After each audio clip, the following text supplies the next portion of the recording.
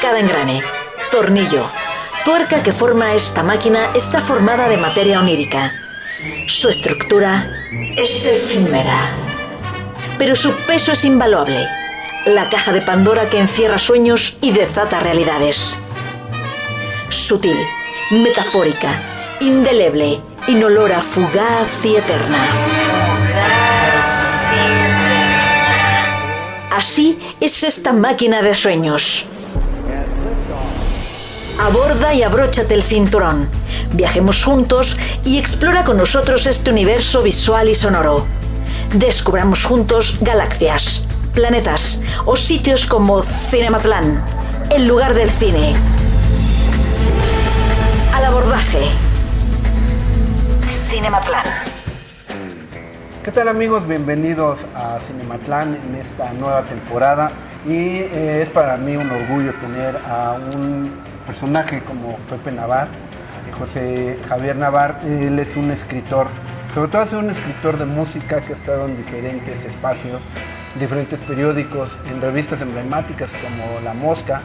Y bueno, la idea de platicar con José era precisamente hablar un poco más de cine, ya que José se ha dedicado también a hacer libros de películas extrañas. Y este es uno de los libros, que es ya la segunda edición, que es el libro de Quiero ver sangre, que está dedicado al cine de luchadores. Vamos a platicar un poco de lo del libro, pero Pepe tiene otro libro que está en marcha y del cual vamos a platicar. Pepe, pues bienvenido a Cinematlán. Al contrario, gracias por invitarme.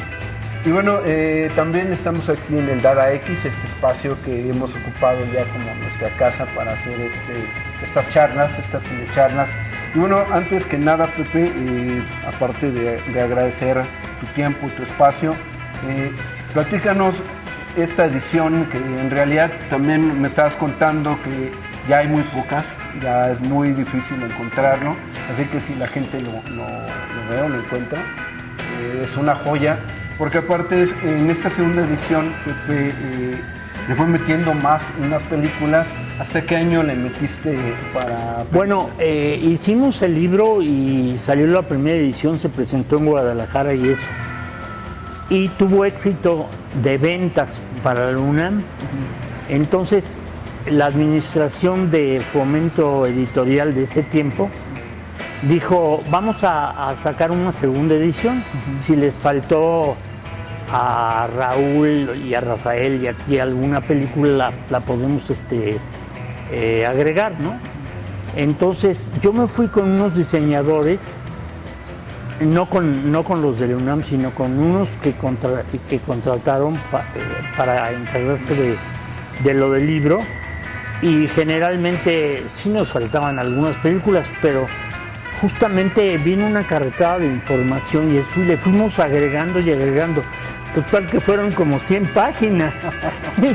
Dijimos, vamos a aprovechar, y nos dijeron, métanle lo que quieran, pero nunca se imaginaron que iba a ser tanto, ¿no? Ajá. Entonces ya quedó así completo y todo. Ajá. Y se volvió a presentar en Guadalajara, tuvo mucho éxito, lo presentó con nosotros, el hijo de Julio Aldama, que era el señor Tormenta, con la máscara original de su papá y todo, y se vendió muy bien. Ajá. Sergio Aragonés, el dibujante de Matt, se llevó varios, porque le gustó mucho la edición. Ajá. Y cuando íbamos a hacer, propusimos hacer un segundo libro, que es el que vamos a hablar, ajá, que se llama Psicotrónico e Indómito, el cine bizarro mexicano. Hubo cambio de editorial, uh-huh. Justamente en fomento editorial ya estaba autorizado y lo echaron para atrás. Uh-huh. Entonces, por más que insistimos con la gente que se quedó y eso, no les interesa, porque a fin de cuentas son burócratas del libro. Uh-huh. Esta generación que autorizó este libro fue como un parteaguas en la UNAM. Lo demás no les interesa. No sabían ni quién era Guillermo del Toro. Okay. Ya con eso te he dicho. Entonces, El libro del psicotrónico indómito, que es el cine bizarro, es muy curioso porque trata justamente de muchas películas, género cinematográfico, artistas, movimientos de cine, parafernalia de pósters, lobby cars y todo eso, que no ha sido investigado ni documentado. Entonces, por ejemplo, hay muchas películas que nosotros agregamos en el psicotrónico indómito, que no están la mayoría no está documentadas, sobre todo las raras. Sí. Las raras y los géneros que abordan, ¿no? Ni Ayala Blanco con su abecedario de cine, sabe de muchas de estas películas, porque siempre fueron como una especie de cine underground. Sí, lo que le llaman aquí en México cine patito. Sí, exacto. Movie trash. Entonces la idea era sacarlo como el de el Quiero ver sangre, que era toda la memorabilia de lucha libre, que hay pósters, fotografías raras, las lobby cars, entrevistas, fotos detrás de cámaras de esas películas. Esa era la idea, porque eso no está documentado, y aparte le podría dar al espectador del bizarro mexicano un panorama mucho más completo de qué es ese cine, con los pósters que había en el momento y todo, ¿no? Te estoy hablando, aparte de temas que eran tratados como tabú, ¿no? Como el cine porno mexicano, que se hacía en esa, y tú decías, ¿pero cómo lo exhibían? Bueno, pues porque el director de la película era también el productor, y era el dueño del cine donde se exhibía y todo, y entonces hay muchos pósters y cosas muy curiosas de esa época, y como te digo, pues hay cantidad de géneros. Lo que te quería preguntar, más o menos, tanto del de luchas como el nuevo libro que está en proceso, sí. ¿Cómo qué épocas abarcas? Desde casi, inicio del cine mexicano. Sí, sí. Hay una etapa. No, desde el cine mexicano hasta películas prácticamente desconocidas que en el mejor de los casos eran alguna vez exhibidas en algún festival importante, como Guadalajara o Morelia, y luego eran enlatadas y no se volvió a saber de ese cine, que ahí debe estar arrumbado. Pero sobre todo a mí me llamaba la atención, por ejemplo, casi todo el cine que se hizo más en los 80s, que fue más video home, pues era más difícil, ¿no? Aunque sí había carteles, pero eran películas que de origen se grababan en video. ¿Sí? Recuperarlas también, alguna vez intentamos recuperar algunos videos de aquí del mismo Dada, y como estaban grabados en video, por el mismo tiempo es muy difícil. De por sí, las películas no tienen mucha calidad, claro, pero más bajarlas o verlas. ¿Cómo hiciste ese proceso? ¿Cómo revisar películas o investigar sobre estas? Que supongo que viste una gran mayoría de ellas. Sí, bueno, primero que nada las catalogamos, y había muchas películas que caían en el genérico de lo bizarro, ¿no? Por mil cosas. Te estoy hablando de monstruos, platillos voladores, vampiros, hombres lobo, ninjas mexicanos, que sí los había. Entonces las catalogamos por episodios.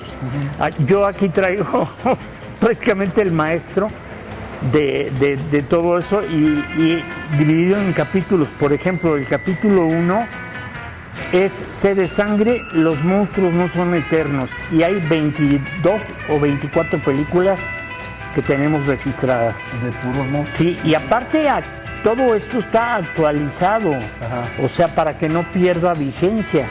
O sea, esto quiere decir que si tú te enterabas de algo por algún periódico, libro o algo, y te podía ayudar a reforzar la información de la película, lo agregábamos, como agregamos en el de Quiero ver sangre, los extras que podrían llamarse así, que eran el piquetes a los ojos, término que acuñó el Lobo Negro en una de sus columnas.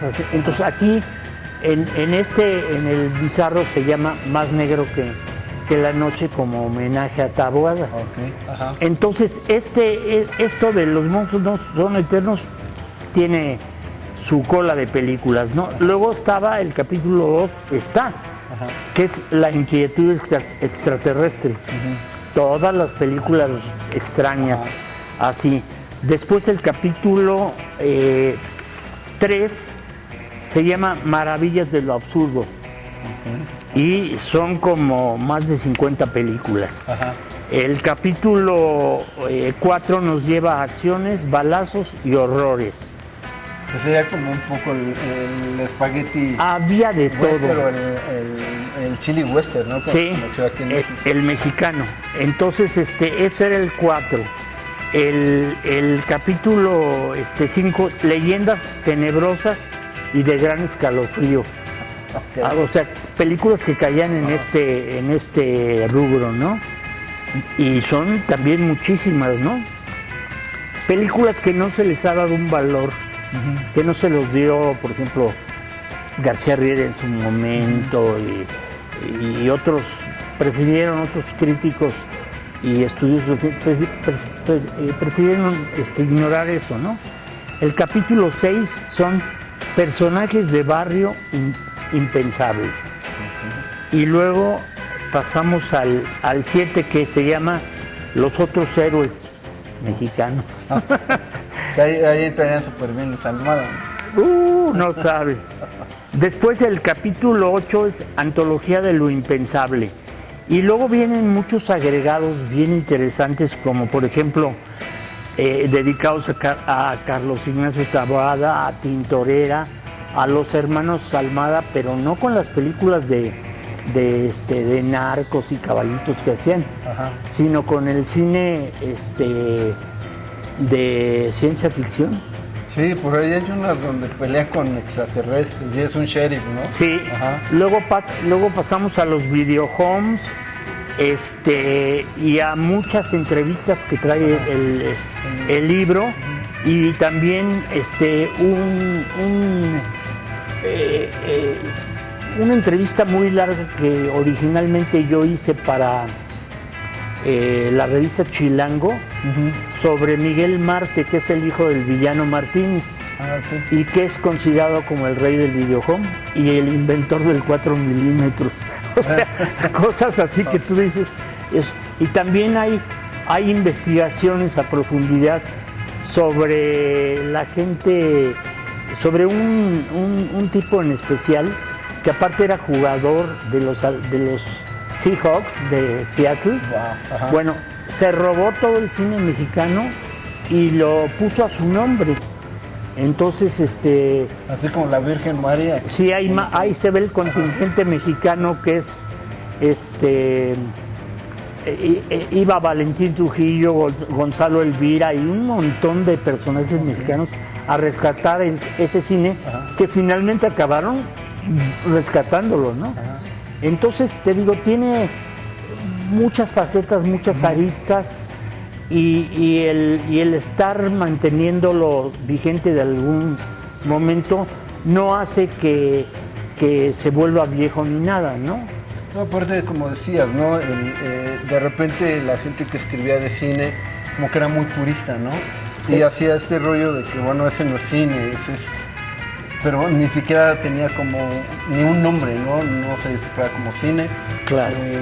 No. Como películas serie B, que eran, y aparte lo populares que eran tan populares que también se conseguían tan fácilmente, pero en la actualidad es muy difícil, ¿no?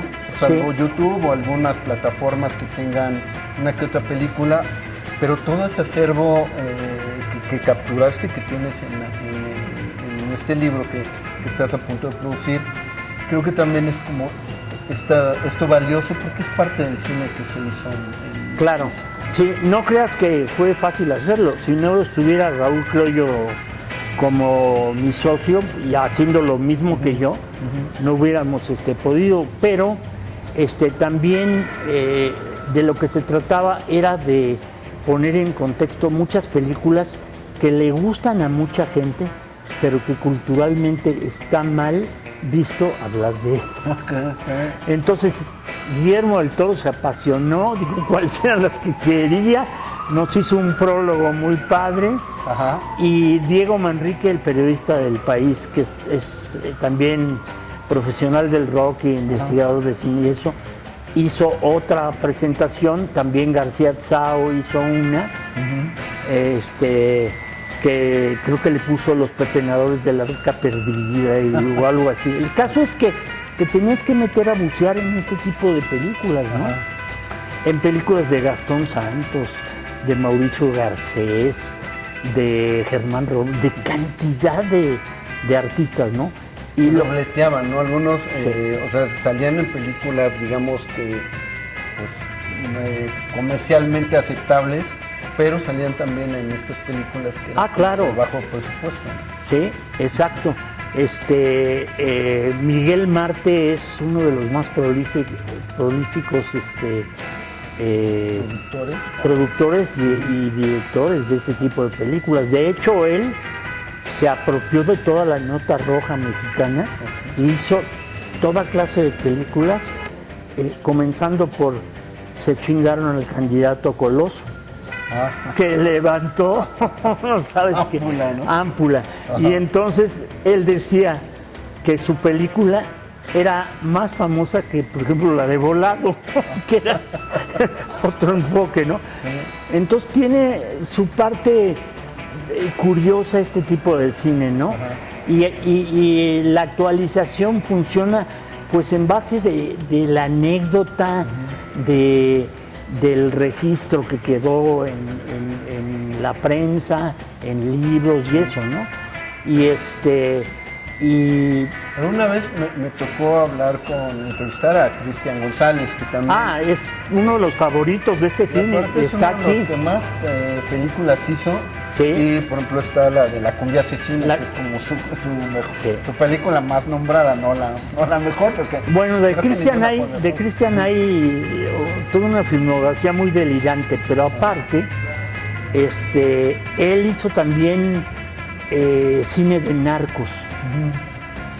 Entonces, hay una serie que sacó la Raza Mex que se llamaba Los 10 Mandamientos del Narco, que algunos vienen registrados aquí, y eran 10 películas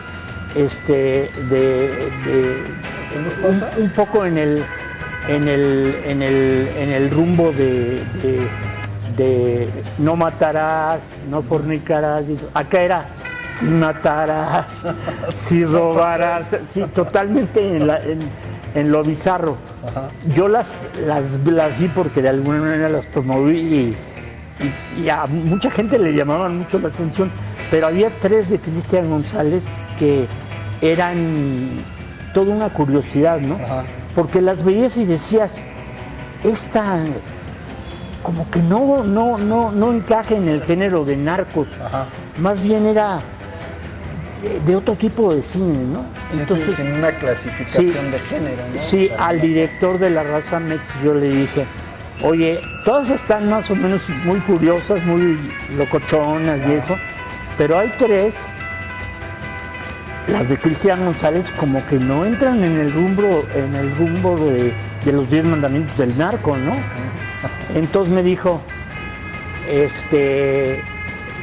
sí, es que Cristian González, yo le debía, me dijo, un dinero a Cristian González. Como nunca le pagué, pues él se guardó la rencilla y eso, y cuando le ofrecí hacer estas películas, las hizo, pero desde el punto de vista erótico. Entonces, se morían de la risa luego los dos cuando les platicabas eso, ¿no? Y había cosas muy curiosas, había una por ejemplo, Gastón Santos, Ajá. que era un héroe, un agente secreto de a caballo y eso, Ok. hizo varias películas, El Pantano de las Ánimas, y otras más, de género así de aventuras y eso, y fantasmas y horrores y eso. Es una de las favoritas de Guillermo del Toro aparte. Entonces, para darle vigencias y que la película volviera a tener un contexto más en el tiempo que estamos viviendo ahora, siempre estábamos leyendo cosas. Cuando nos encontrábamos alguna nota especial, pues la citábamos en Más Negro que la Noche, en el añadido, ¿no? Ajá. Entonces, no todas tenían que llevar ese añadido, pero había unas que sí. Entonces resulta que una vez detuvieron más bien a Gastón Santos y a ¿cómo se llamaba? Que se escapa, el que protagonizó el último escape de Lecumberri, que era un mega narco también y todo eso. Bueno, Cecilia Falcón. Ajá. Los agarraron a los dos en la frontera y eso, con credenciales de la PGR y todo eso. Sí, en un libro cuentan la anécdota, entonces agregamos, en el libro tal, fueron arrestados, y entonces la gente puede leer la película y luego puede leer el contexto hasta el momento que se ha sabido algo de ellos, ¿no?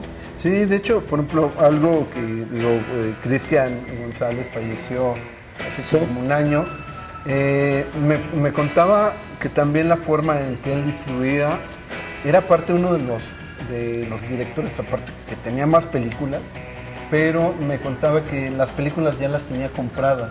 O sea, es muy raro ver que un director mexicano ya tenga el dinero y hasta fila para hacer películas. Claro. Y lo que hacía cuando no le alcanzaba el tiempo, porque tenía que estar entregando constantemente, hacía remix. O sea, volvía a hacer una película de las que ya había hecho, con lo mismo con nuestros nuevos actores. Sí lo hacía. Hizo mucho de este tipo de películas y se me hace asombroso porque aparte Cristian es un caso muy especial porque aparte ganó el Ariel. Ganó un Ariel a los inicios del cine y él precisamente en un texto que me dejó decía este cine que hago es un escopitajo a los turistas, ¿no? El cine mexicano, sobre todo de la época 70s, 80s, donde pues básicamente lo relegaron y dijo, bueno, yo quiero hacer cine. No solo a él, relegaron a muchos directores que se las ingeniaban para hacer cine, ¿no? Y ahora, de todo este acervo, por ejemplo, de las películas que cuentas, que ya es como muy difícil, y más, pareciera que ahora sería más sencillo encontrar las películas, pero por ejemplo los videojuegos, ¿no? Sí. Es muy difícil ya encontrar un videojuego original o digitalizarlo para que se vea en alguna plataforma, porque aparte no hay quien lo haga. Pero aparte las plataformas siempre van a actuar también como censores. Censores, sí. No vamos a ver muchas películas que quisiéramos ver, ¿no? Había, por ejemplo, un personaje en el cine porno mexicano que se llamaba Orgasmón.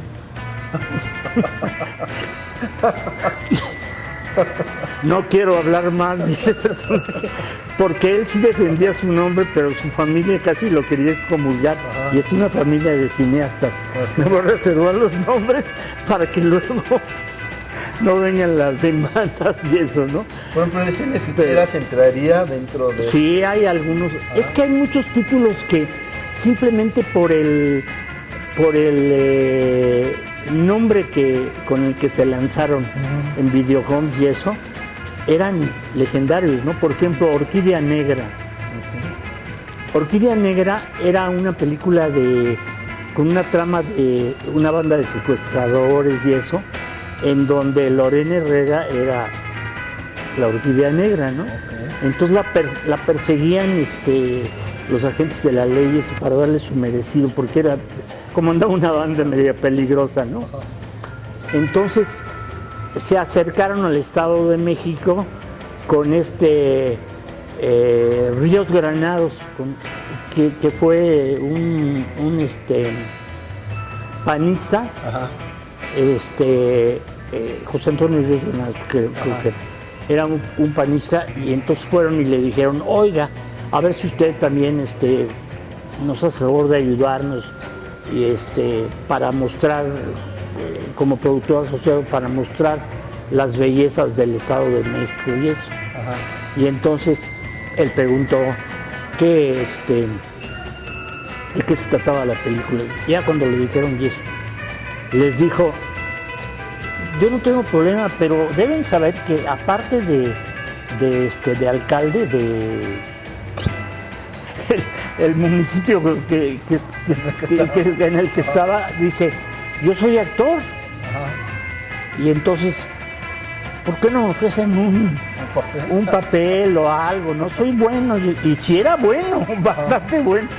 Entonces sale de jefe de comandante de la policía que anda persiguiendo a la gente. Pero ese tipo de anécdotas vienen mucho aquí. Ajá. Sí, y entonces abarca, te digo, vampiros, platillos voladores, Maussan citado, una serie de personajes y tú dices, estos son, ¿de dónde salieron, no? Y dentro de eso, ¿cuál Y es un crees? cine taquillero. Sí. ¿Así? ¿Cuál crees, bueno, para ti, de todas estas que viste, cuál se te hace la más, bueno, a ti como la más Sí. absurda o la más?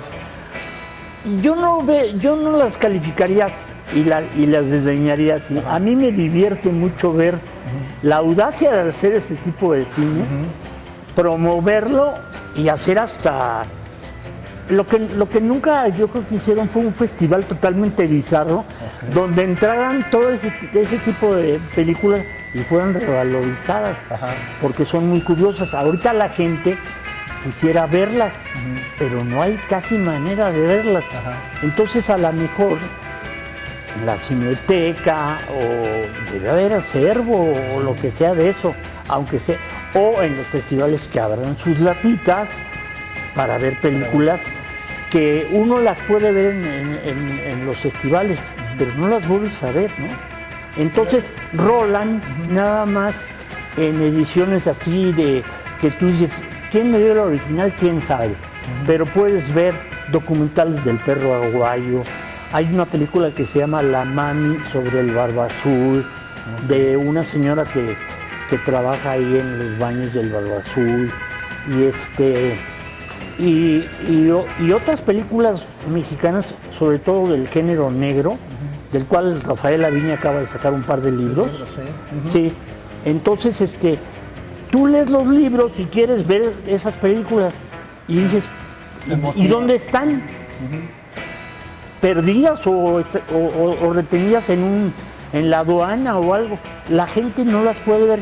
¿Para qué se filman entonces esas películas? Claro, nunca va a haber el libro totalizador de un género, pero sí yo creo que le hace justicia a muchos directores que hicieron cosas interesantes, ¿no? A La Triste, que no están como muy bien vistos, ¿no? Quedan como directores de segunda, o al menos no en o no les dieron un tratamiento justo en su momento, como Pepe Buil, que ganó con La Leyenda de una Máscara, ¿no? Hay muchos que están como relegados por ahí, ¿no? Y hablando del libro, ¿qué es lo que te falta para concretarlo? El dinero. O sea, lo vamos a tener que hacer nosotros. Porque todas las editoriales, a la hora que le dices la cantidad de películas que son, ponen el grito en el cielo. No quieren que vaya con tantas imágenes como acá, porque era el prestigio de la UNAM, que ya vemos que no tiene tanto prestigio, porque prefieren hacer libros a lo mejor muy respetables, pero que terminan arrumbados en su bodega, ¿no? La misma... Sí, entonces conseguir los derechos sobre las imágenes, que eso es también. O sea, aquí en México puede ser, cuando tratas de hacer las cosas bien, no te dejan. O sea, no te dejan, entonces pues tienes que adaptarte así. Entonces lo de menos sería sacar el libro sin imágenes, pero todo el panorama que está atrás de los afiches y las fotos y todo. Eso sí es más común. Y en qué cines se exhibieron y la publicidad que se le hacían. Las carteleras, ¿no? No puedes, ¿no? Sí. Entonces aquí entran Intrépidos Punks, Brujas, Jinetes del Terror, Rumberas Malnacidas, de todo, entra de todo, ¿no? Y de repente están muchas películas al borde de ser como aceptadas, ¿no? Pero están en la línea, en la frontera, en la línea divisoria, ¿no? Entonces así es, ¿no? Sería muy divertido que, por ejemplo, que en la Cineteca hicieran un festival de cine bizarro. Pero ¿tú crees que Pelayo o Nelson Cardo, que son exquisitos, les va a interesar? Nada.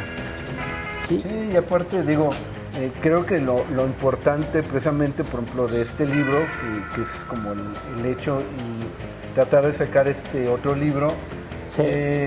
pues es la importancia que dice, ¿no? El rescatar a toda esta gente que hizo cine, Sí. que a lo mejor, como hablábamos, fue muy popular y ese era el objetivo, que fuera una película que se pudiera conseguir fácilmente, Claro. en estos lugares donde rentaban los videohomes.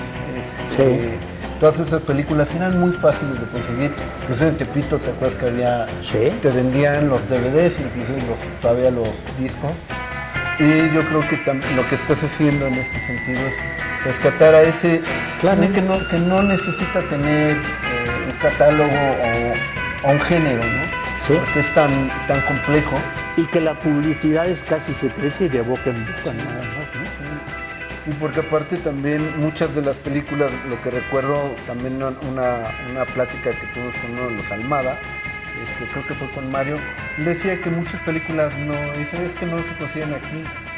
Hay en cines locales, en Monterrey, en Laredo. Bueno, te diría que, por ejemplo, en Estados Unidos hay una gran fanaticada de estas. Yo tengo la versión de Intrépidos Punks y La Venganza de los Punks en ediciones americanas. Hasta la leyenda de una máscara, o sea, reconocen eso allá y aquí se les niega un cierto sí, el agua y el éxito y todo, ¿no?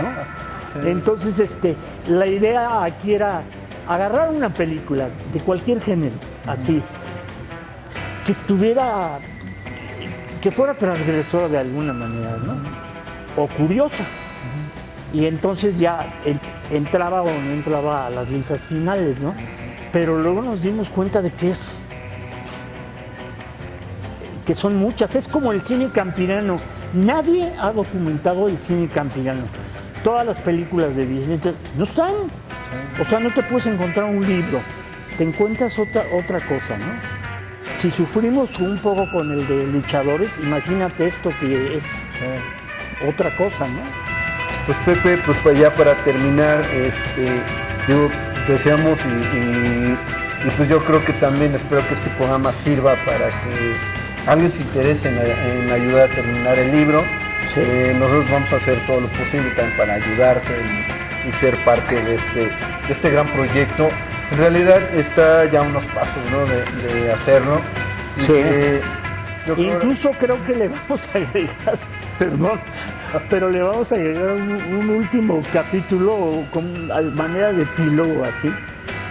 Porque, por ejemplo, yo admiro mucho el trabajo que hace Ayala Blanco de recopilar en su abecedario que nunca termina todo el cine mexicano. Pero hay muchas películas que ni sus libros las traen. Sí. Entonces, es como una memoria del cine mexicano desde el 2017, 2018 hasta la fecha, que no vienen ni en los libros. O sea, imagínate, haces una película, por lo menos para que haya un registro, y ni eso te permiten. Se queda perdido. Sí, entonces agregar eso, y vienen, te digo, muchas entrevistas con cineastas de la vieja guardia que todavía están en el condominio de productores, que hablan de todo ese tipo de cine, ¿no? Entonces, todo lo bizarro de Juan Orol, de René Cardona, de el director que quieras, seguramente hay una contribución. Hay una película que es como la oveja negra de su filmografía, pero que de repente hay gente que le llama mucho la atención, ¿no? A ver, ¿por qué hacían estas películas, no? Que sería también un tema importante, pues también platicar los porqués. Pues Pepe, muchísimas gracias por al contrario, espacio, por platicarnos de este gran libro que de verdad ya se nos antoja. Sí. Bueno, hay gente que ya dijo, bueno, yo pongo una lana, yo creo que lo vamos a hacer con una especie de cooperativa, porque a las editoriales les da miedo. A las casas institucionales de cultura como la UNAM rehuyen así, y que ellos podrían con la mano en la cintura hacer un libro, ¿no? Pero están más preocupados por el caso de Florence Cassel y eso, que haciendo su chamba en donde deberían, ¿no? Bueno, Pepe, ¿algo más que quieras agregar? No, gracias, es una oportunidad muy buena. Después, si quieres, podemos tener otra charla con las películas más psicotrónicas mexicanas que hay y hacemos una selección, Raúl y yo, de por qué deben estar y dándole una probadita a la gente que puede comprar el libro o que quiere ver esas películas. Las sintetizamos porque aquí son un montón. No acabaría. Entonces está la ficha original, está su agregado. Lo ideal es que estuviera un póster, una foto o algo de referencia visual, ¿no? Y que es el gran embrollo de hacer libros de cine, ¿no? Sí. Porque muchas veces tú estás leyendo y ves algo que te gusta y no hay ni un póster, ni un lobby, nada. Sí, más el cine. No, como que no tiene identidad, ¿no? Y cuando aparece en el mercado una de estas películas en DVD, inmediatamente se corre la voz, tiene fulanito en tal puesto o eso. En el Chopo tenían, ahora ya no tienen, no saben ni qué es el cine ya de repente. Estaría bien después hablar de este cine underground. Pues muchas gracias, amigos, gracias nuevamente, Pepe, por esta magnífica charla. Yo fui Juan Manuel Esquivel, esto es Cinematlán, el lugar del cine, y lo hicimos en este espacio tan hermoso que es el Dada X, un lugar de contracultura, un lugar donde también pueden venir a escuchar música, ya en un ratito van a empezar a tocar. Gracias a Carlitos, que es nuestro productor, y nos vemos en el próximo programa. Adiós.